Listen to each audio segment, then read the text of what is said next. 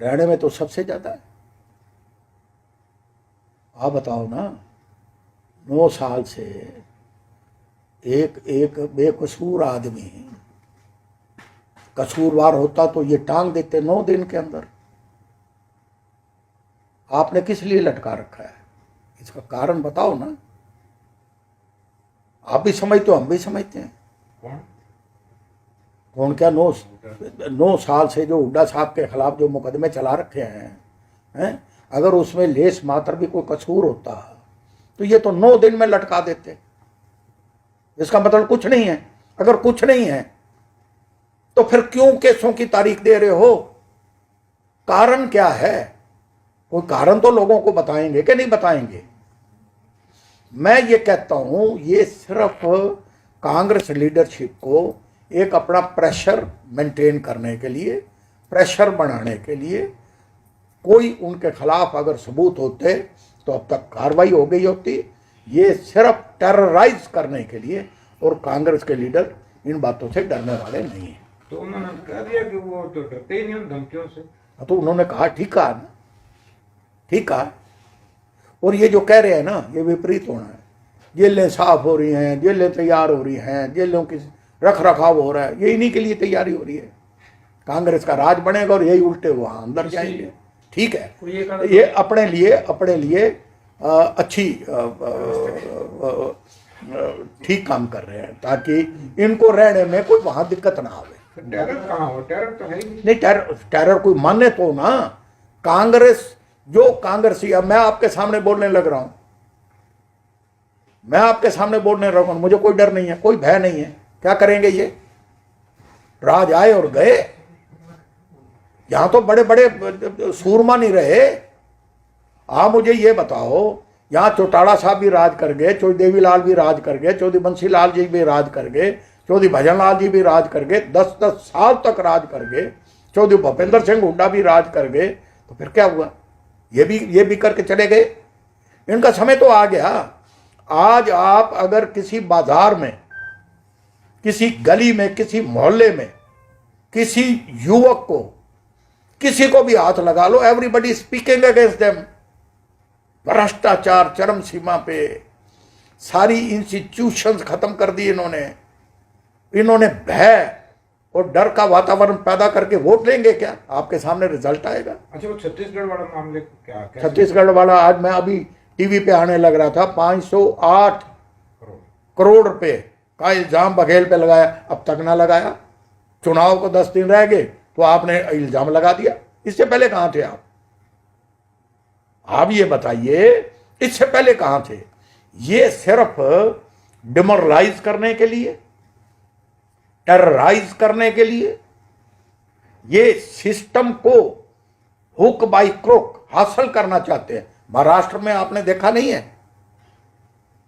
आप ये देखिए कि 2 दिन पहले तो प्रधानमंत्री लेवल का आदमी ये कह रहा है कि 70,000 करोड़ के स्कैम है, और उन्होंने डिपार्टमेंट भी बताया, अंकित किए, कोऑपरेटिव, शुगर मिल, फलाना, और वही महकमे जिनके पास थे उनको डिप्टी चीफ मिनिस्टर बना दिया। तो ईडी ने पकड़े, बीजेपी ने थोड़ी पकड़े छत्तीसगढ़ में। मैंने अभी कहा क्या है?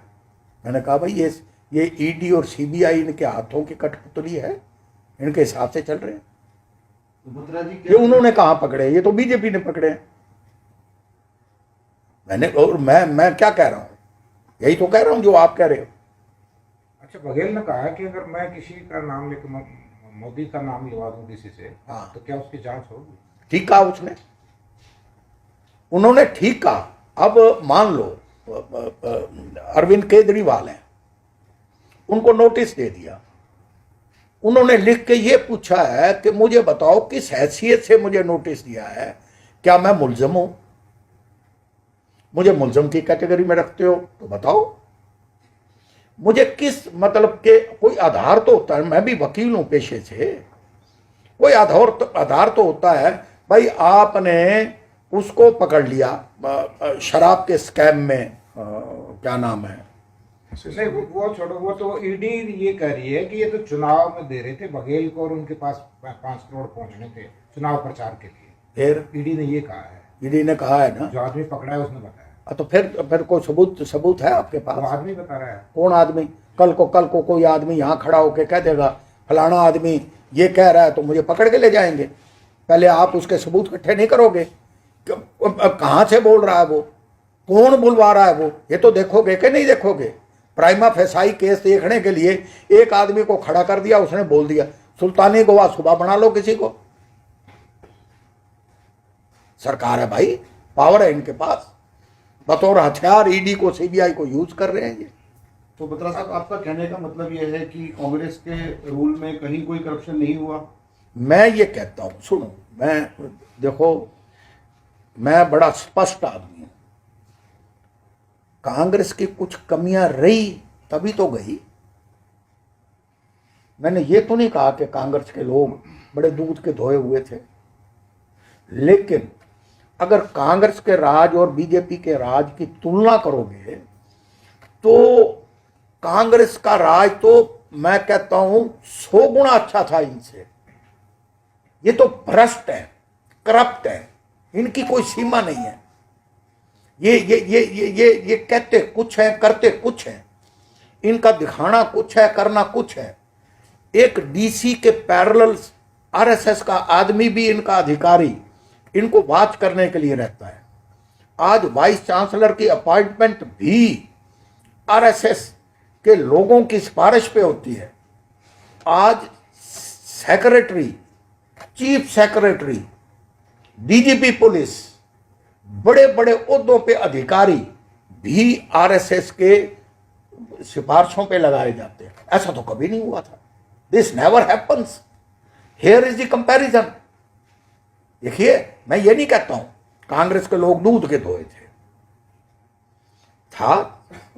सिस्टम को सुधारने की आज भी जरूरत है, पहले भी जरूरत थी, लेकिन इन्होंने तो अति कर दी ना। इन्होंने तो कहीं कुछ छोड़ा ही नहीं। आज कारपोरेशन में मुझे एक बात बताइए, अब मैं देख रहा था मोहन गोयल इन्हीं की पार्टी का मेयर, वो गदा भेंट करना चाहता है या शाल भेंट करना चाहता है। किस तरह से उसको बेइज्जत किया जाता है, हैकल किया जाता है। मेयर तो एक रोहतक की आन बान शान होता है, फर्स्ट सिटीजन होता है। एमएलए से भी 2 गुना वोटों की स्ट्रेंथ का मेयर इलेक्ट होता है। वो सरकार के डर से कुछ ना बोले अलग बात है।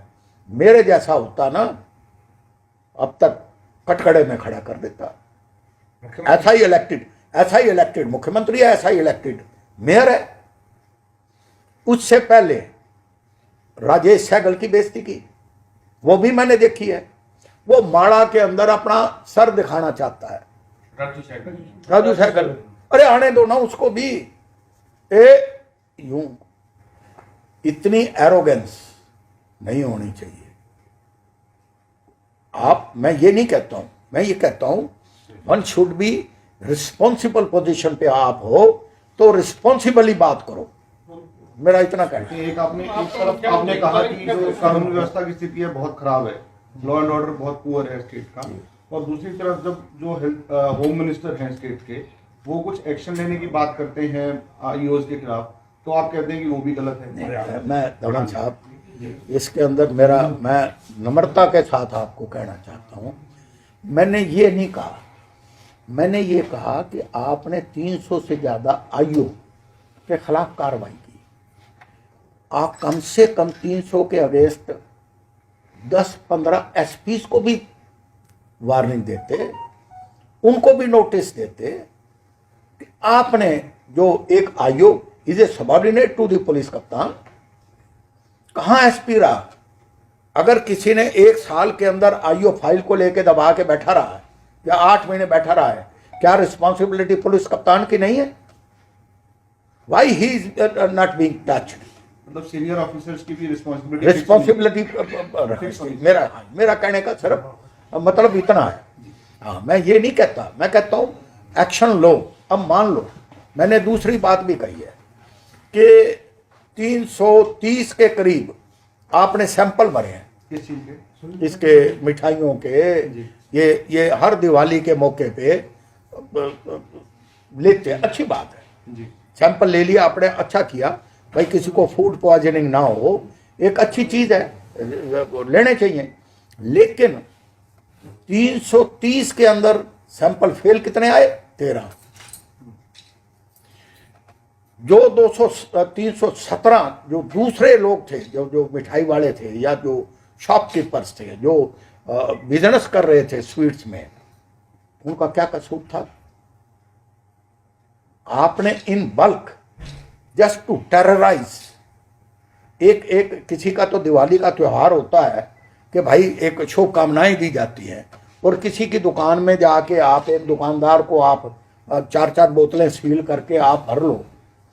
आप देखो, आप पहले उसकी जांच करो कि इनकी रेपुटेशन इन दुकानदारों की क्या है, इनकी कैसी है कैसी नहीं है, और परसेंटेज तो कुछ आवे। 330 में से 13 फेल आए हैं, बाकी सारे के सारे पास आए हैं। मेरा कहने का मतलब ये है, डिस्पैरिटी इतनी नहीं होनी चाहिए। किस तरह का टेरर फैलाना चाहते हैं, उसके पीछे मोटिव क्या लगता है? उसके पीछे आप इधर आ जाओ थोड़ा सा, नहीं कोने में बात आपकी समझ नहीं आएगी ना, मैं आपको बताना चाहता हूँ।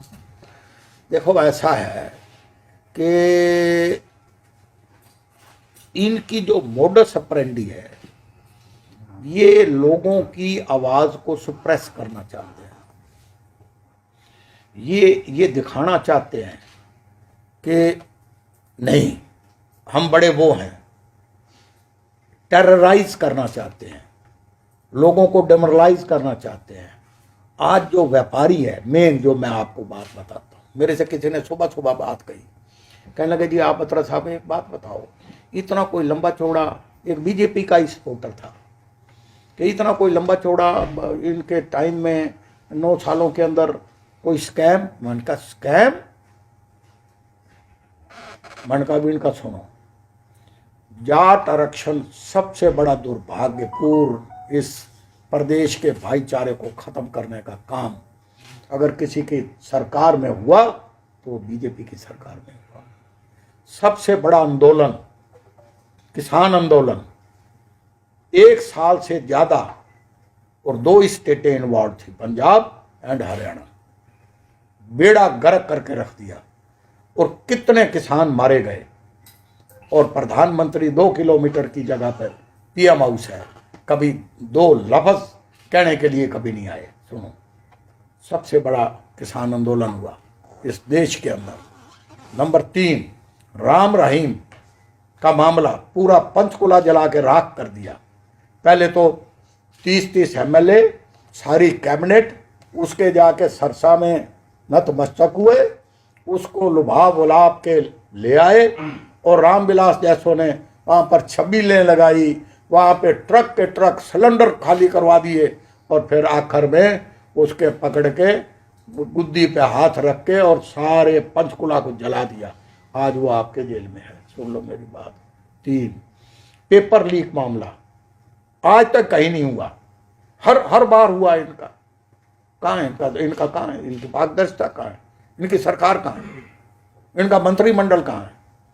आज जितने अधिकारी बेलगाम हैं, आज कारपोरेशन में कोई काम आज भी करवा के दिखा देना। अच्छा बत्रा जी, हाँ, जो मेरा सवाल ये था कि इनकी मंशा, फिलहाल दीपावली का टाइम है, फूड सेफ्टी और सीआईडी और सीएम फ्लाइंग सभी छापेमारी कर रहे हैं, उसके पीछे मोटिव क्या लगता है आपको? उनके पीछे उनका मोटिव अपनी नाकामयाबियों को छुपाने के लिए एक लोगों को मैसेज देना चाहते हैं कि ये सरकार आपके लिए बड़ी कंसर्न है। 1 नंबर 2, इसके पीछे ये सिस्टम और जोरों से चलेगा। तो वही काम कर रहे हैं, और क्या कर रहे हैं आपको भी पता है यार, मेरे मुंह से कलवाना मैंने बता दिया आपको। मतलब पैसा कमाने के लिए, फायदा कमाने के लिए।